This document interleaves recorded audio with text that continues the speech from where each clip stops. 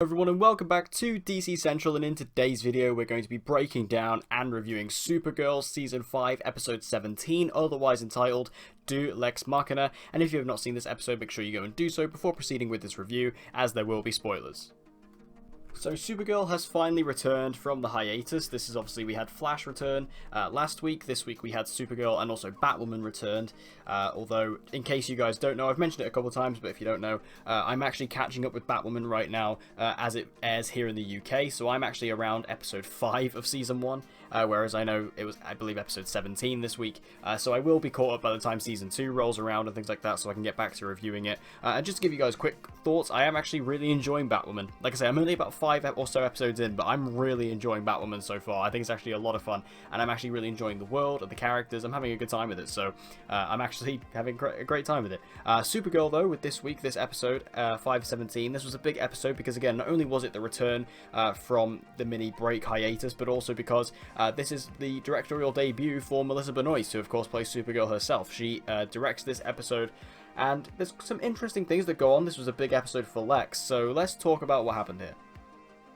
So first of all, let's start off by talking about Melissa and the work she did in the episode. I think she did a good job directing. Of course, this is the second cast member we've seen from Supergirl taking up directing. David Harewood, who plays John Jones, we've seen him direct a couple episodes now, and Melissa sort of joins the ranks. I think Melissa did a good job here of handling it, particularly because, obviously, this was a big episode for Lex in particular, not obviously the main cast, so she had to specifically work with Jon Cryer, and I think that pairing works really well.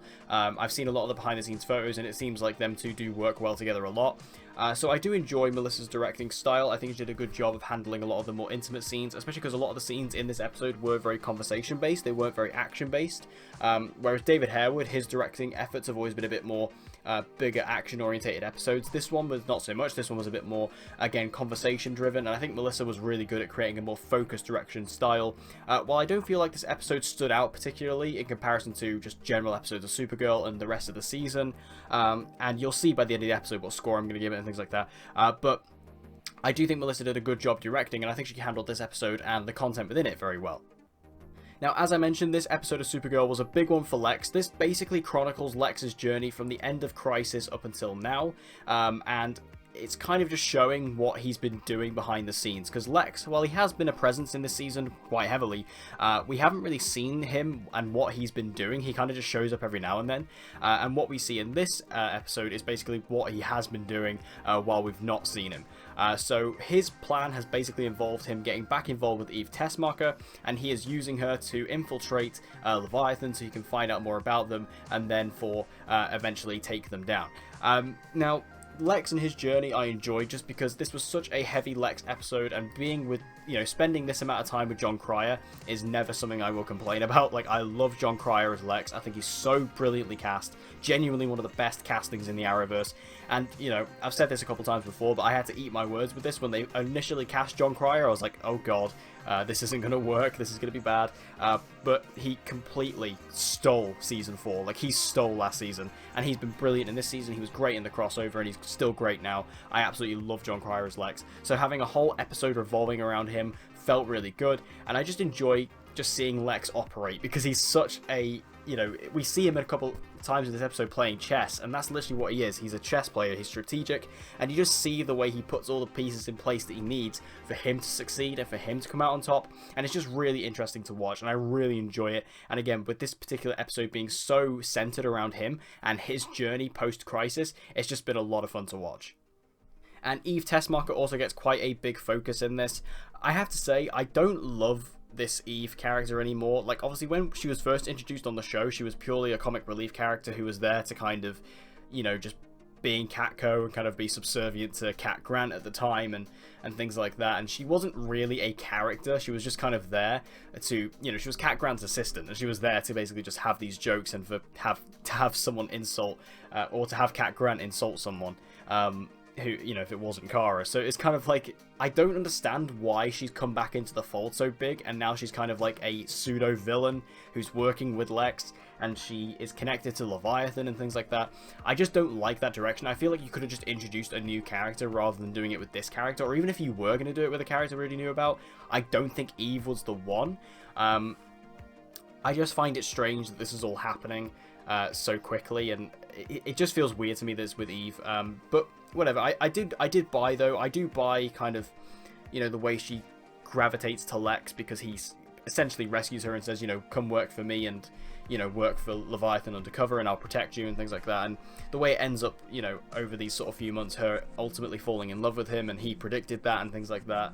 I enjoyed that, and I do buy that. Again, I just don't particularly find it great that they used Eve specifically for this storyline, but it's okay. I don't hate it or anything, it's fine.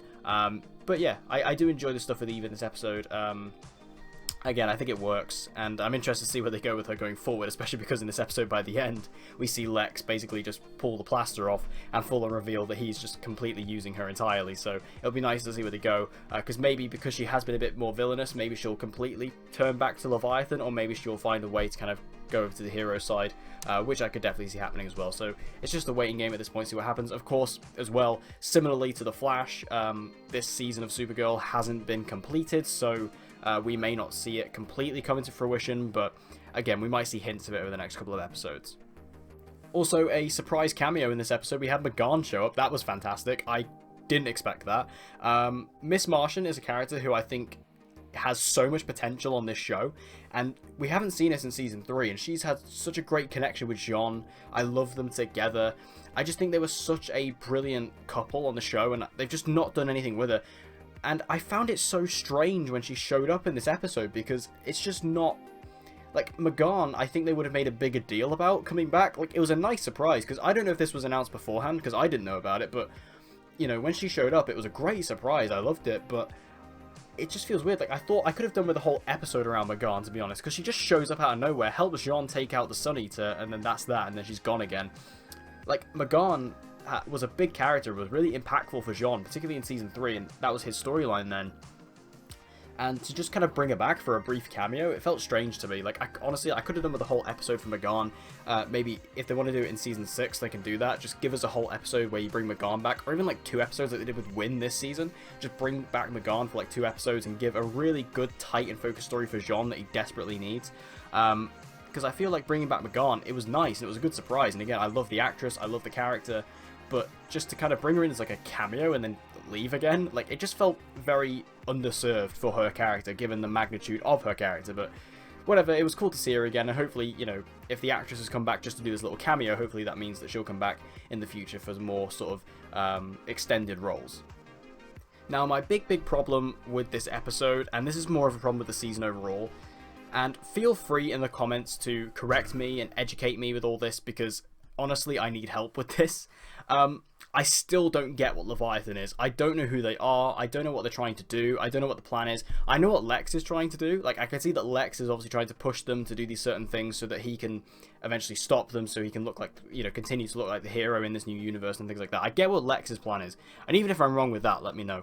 But this Leviathan thing, I don't get it. Like, so they're this group who are trying to bring people into the VR world and keep them stuck in there, but then what's the plan from there? Like, I don't know what, and I don't get why Obsidian is connected to that, and the connection between, you know, Andrea Rojas and the company and Kelly. I don't know what the connection is between it all. Like, I get they're trying to use Obsidian to, you know, bring people into the VR world so they are stuck there so they can kidnap them, and obviously we saw in the last couple of episodes, and that's kind of foiled in this, where we see, you know, that room with all the bodies hanging from the ceiling and stuff like that.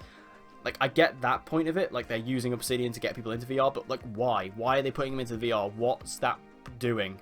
And why, like, and once they have got everyone in VR, what's the plan then? Like, what are they trying to do from that point on? I don't think they've explained this very well, particularly with the character of Gemma as well, who's kind of like I'm guessing she's kind of the main villain of this season now. I don't get what she's trying to do and what her powers are. Like, we see in this episode, she's kind of going after Kara now, but I don't get why necessarily, because it's established in this episode that these guys, Leviathan, you know, were behind some of the world's natural disasters, like Pompeii and the Black Plague and stuff like that, you know, the bubonic plague. So they created some of the world's natural sort of disasters and stuff like that. So by that definition, that means that these characters are kind of very natural based in terms of their threats and what they want to do and what they want to deliver. So why are they using technology, and why are they so focused on the tech? And I know that technology is the theme of this season, but then what are these villains doing? Like, what are they trying to use the technology for? Are they trying to use it to create a bigger natural threat? But again, that kind of makes them feel inadequate. So I don't understand what Leviathan is. Like, if you can let me know in the comments, feel free just to write a big essay or whatever about Leviathan, because honestly I don't get it. And maybe it's just me, maybe I've not been paying close enough attention, maybe it's me, but in my opinion I don't think they've handled this storyline particularly well. I don't think they've explained it well. I think they're just kind of turning the wheels and expecting the audience to go along with it. And some people are, but I don't know, I'm struggling with it. So make sure you guys let me know in the comments what you think about Leviathan, and, you know, if you can explain what's going on, then feel free to do so, because again, I would love to hear it, because I'm just struggling to actually keep up with the Leviathan storyline, because I just don't get it. Overall, I'm kind of split on this episode. Like, I think on the one hand, like, there's some good stuff in here. Like, Melissa's directorial debut was nice to see, and I think she did a good job here. And again, a whole episode centered around Lex should be a really good idea, given the fact that John Cryer is one of the stronger actors on the show and Lex is one of the stronger characters on the show, and seeing his kind of journey post-crisis up until now was a good idea to kind of fill in those blanks. But I do feel like this episode is so reliant on the Leviathan storyline and kind of knowing what's going on between that. Because I don't get what's going on with Leviathan, I found it a bit boring, particularly in different places and different times. I didn't really enjoy kind of just trying, as I'm watching the episode, while also trying to take in what's going on and listening to the dialogue and things like that in my head, trying to figure out what's going on with Leviathan, because again, I don't get it. So for me, this episode was good, it was alright. I don't think it's as good as some of the other episodes we've had this season. I mean, season 5 hasn't been great, to be fair. I think this season has been pretty weak in regards to Supergirl. I would have it on the lower end for sure. But it's definitely not, you know, reaching the heights of like the Back from the Future Part 1, Part 2 storyline that we had and stuff like that. It's not the best, but it's not the worst. So with that in mind, I'm going to give this episode, I'm going to give it a 6 out of 10. Yeah, that seems right. I'm going to give it a 6 out of 10. Because again, it's not amazing, but it's not the worst either. It's not quite as bad as a 5, because again, a 5 is straight down the middle. I do think there's more to like than dislike. So yeah, I'm going to give this a 6 out of 10.